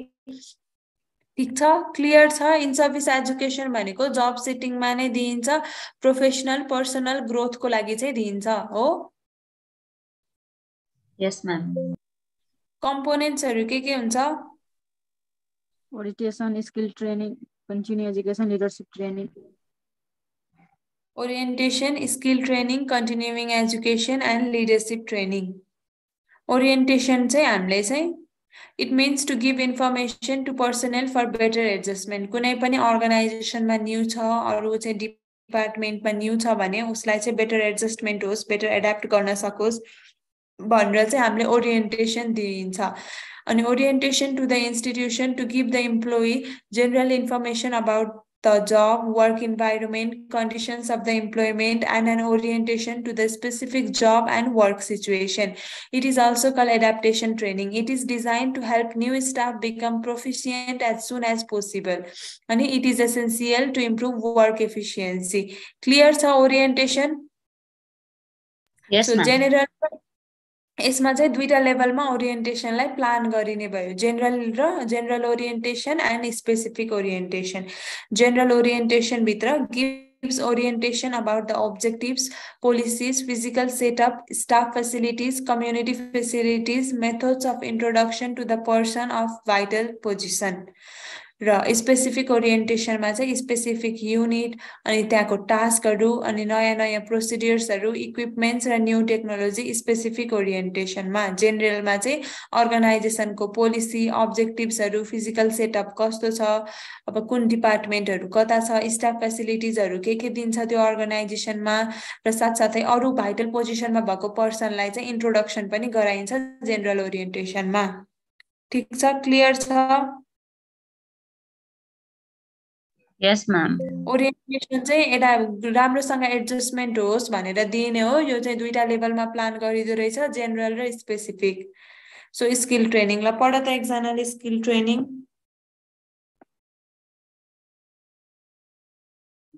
Skill training refers to the development of a specific skills or competitions that are required to perform a particular job or task. This type of training is often provided to the healthcare worker who are new to their role or needed to learn new skills. Skill training can include hand-on training, simulation training, etc. Skill training involves instruction, demonstrations, and supervised practice. के रहेछ skill training भनेको? किन दिने रहेछ?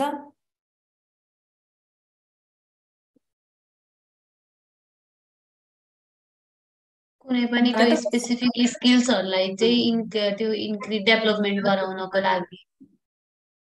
So उनीहरूसँग skill भएको स्किलहरूलाई अथवा चाहिँ उनीहरूको पर्सनल स्किल्सहरू कम्पिटेन्सिजहरू एउटा जब गर्नको लागि चाहिने स्किल्सहरू डेभलप गराउनको लागि this type of training is often provided to health care workers who are new to their role or need to learn new skills. आफ्नो काममा नयाँ छन् भने अरू उनीहरूलाई चाहिँ नयाँ स्किल सिक्न जरुरी छ भने स्किल ट्रेनिङ दिइदो रहेछ। Skill training can include hands on training or simulation training. अब ह्यान्ड्स अन ट्रेनिङ भनेको थाहा छ?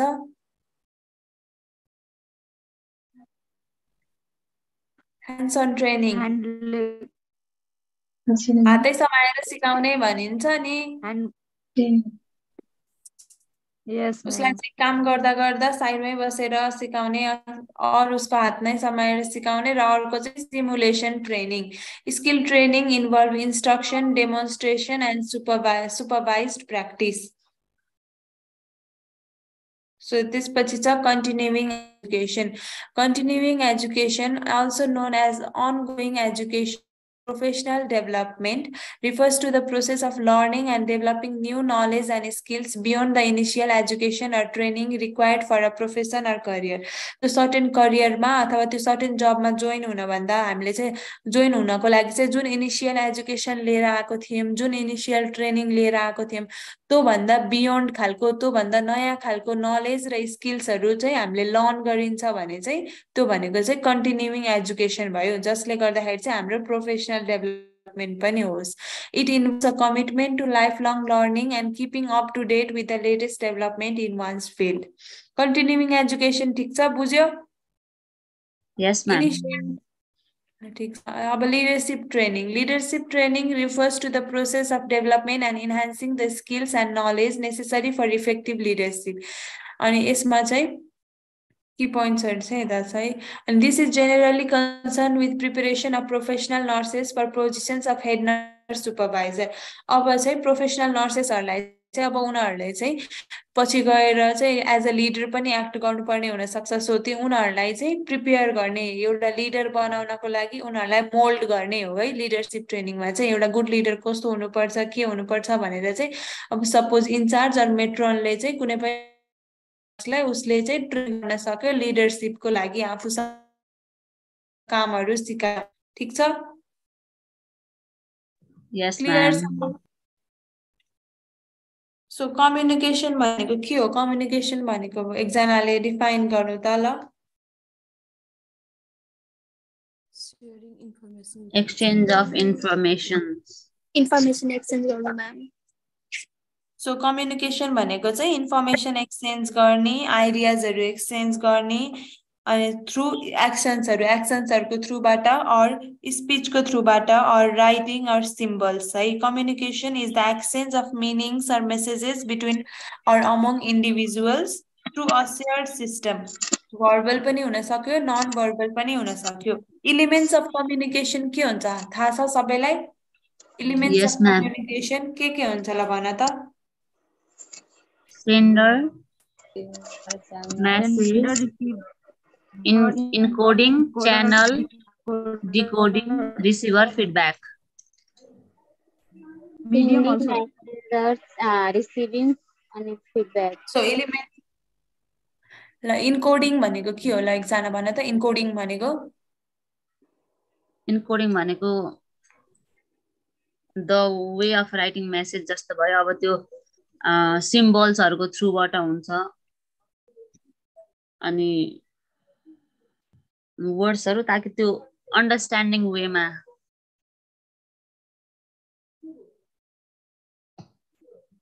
डिकोडिङ भनेको चाहिँ डिकोडिङ म्याम रिसिभ गरेको इन्फर्मेसनलाई अब के भन्छ उसलाई हामी गेस्चरको थ्रुले अब सेन्ड गर्छौँ। जस्तो इमोजीहरू भयो, अब धेरै धेरै कुराहरू बडी ल्याङ्ग्वेजहरूको थ्रुले पनि हामी बुझाउन खोज्छौँ। त्यो कुराहरू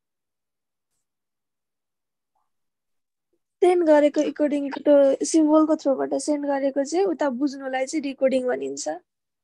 इन्कोडिङ भनेको चाहिँ हामीले चाहिँ मेसेज पठाउँछौँ भने डिकोडिङ भनेको त्यो मेसेज बुझ्नेलाई चाहिँ डिकोडिङ भन्ने नै भयो हो क्युजहरू पिपलको क्युजहरू पनि बुझ्नु पर्यो डिकोडिङ भनेको अब कम्युनिकेसन गर्दाखेरि चाहिँ उसले के भनेछ भन्ने मात्र नसुनिकन हामीले उसको टोन पनि हेर्छौँ बडी ल्याङ्ग्वेज पनि हेर्छौँ भने चाहिँ हामीले चाहिँ उसको मेसेज अझ राम्रोसँग बुझ्न सकिन्छ त्यो बडी ल्याङ्ग्वेज र टोनहरू पनि डिकोड गर्यौँ भने हो यस म्याम यस म्याम सो यसमा एलिमेन्ट्समा चाहिँ मोस्टली हामीलाई थाहा हुनुपर्ने चाहिँ इन्कोडिङ र डिकोडिङ भनेको के हो भनेर थाहा हुनु पर्यो है इन्कोडिङ एन्ड डिकोडिङ आइरहेको छ है ओके म्याम अनि टाइप्स अफ कम्युनिकेसन कस्तो हुन्छ verbal communication non-verbal Formal communication, one way informal of face-to-face communication. Face to and face. Formal, informal, verbal, non-verbal. non-verbal. One way पनि two way. One way communication face to face. Diagonal communication भनेको कस्तो हो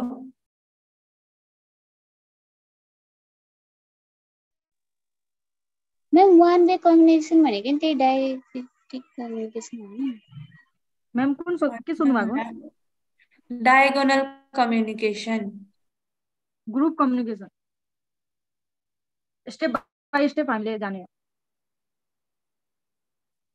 हेरौँ है त यहाँ screen गर्छु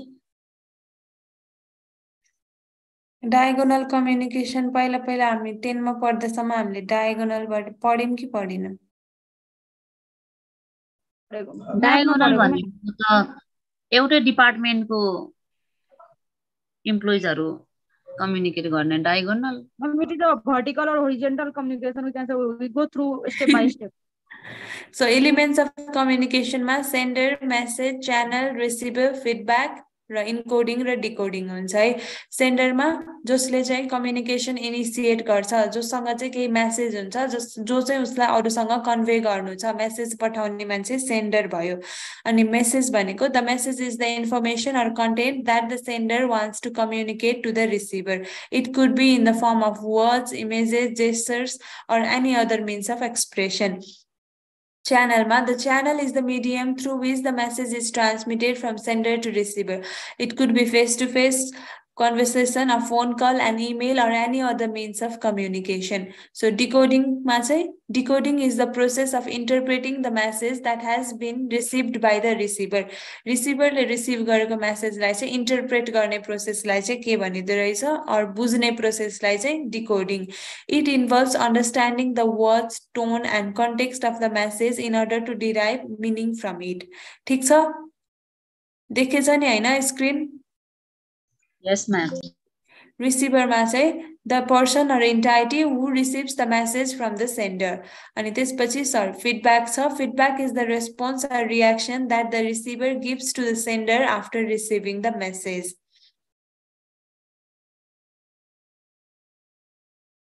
So types of communication ma based on communication channel chai non-verbal र verbal भयो verbal भित्र oral and written. त्यसपछि based on style and purpose, formal and informal. Non-verbal communication.